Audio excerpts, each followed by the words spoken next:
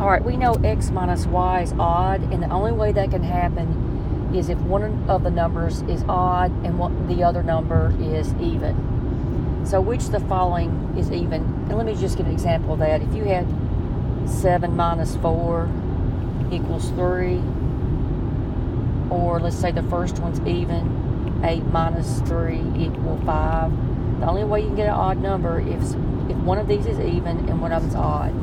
Okay. So Roman numeral 1, xy is even. That's going to work. Anytime you multiply an even number times an odd, you always get even. So odd times even is even. And also, that doesn't matter here, even times even. So that works. And you can play around with some numbers. All right. Go to Roman number 2. X squared plus y squared is odd. That's going to work. If you, let's say you've got an even squared plus an odd squared, because we know our x and y, one's got to be even, one's got to be odd. If you square an even, you always get an even.